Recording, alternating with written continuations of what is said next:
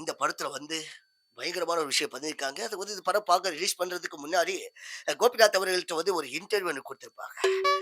கரெக்ட்டா வந்து 2 மணி நேரம் 10 நிமிஷம் அந்த இன்டர்வியூ. நான் வந்து நின்னுட்டு கேட்டேன், முடியல. உட்காந்துட்டு கேட்டேன், முடியல.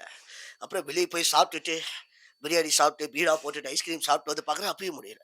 நல்லா தூங்கிட்டு இது இது இந்த படத்துல இந்த தமிழ் படத்துல வர சிவா மாதிரி ஒரு குண்டு வந்து பாயதுக்குள்ள டீயெல்லாம் குடிச்சிட்டு வந்து பார்க்குறேன், அப்பவும் முடியல. பார்த்தா ஃபுல் கதையும் படம் ரிலீஸ் ஆகறதுக்கு முன்னாடியே கோபிநாத் கிட்ட சொல்லி வச்சுட்டாரு. ஹேட்ஸ் அப், ஹேட்ஸ் அப். அப்புறம் இந்த மேக்கிங் பார்த்திருப்போம். ஒரு முக்கியமான டர்னிங் பாயிண்ட். அதுதான் கதையே மாத்தப் போகுது. லாங் ஷாட்ல வச்சு ஓகே பண்ணாங்க. நான் டயலாக் தப்பு தப்பா சொல்லிட்டேன். இதுதான் சொல்லிட்டேன். டேக் ஓகே அப்படின்னு சொல்லி, "என்ன சார் இது க்ளோஸ் வரலையா?" அப்படின்னு சொல்லி கேட்டேன். "இல்ல சார் இது ஓகே. டயலாக்ல பார்த்துக்கலாம்." அப்படின்னு சொல்லி, அப்படி தத்ரூபமா அந்த படத்த எடுத்தாங்க. அந்த மேக்கிங்கும் சரி, அது இதுவும் சரி, அவங்க வந்து அத புகழ்றதுக்கு வார்த்தைகளே இல்ல. டயலாக் ரைட்டிங் கிடையாது, ஒண்ணும் கிடையாது. டயலாக்ல வாயில வந்தத பேசுங்க அப்படின்றாங்க. எனக்கு நல்லா வாயில வந்தத நல்லா பேசி விட்டுட்டேன். ஓகே போமாட்டீங்க இல்லையா? அடுத்து வந்து போய் தொலைங்க.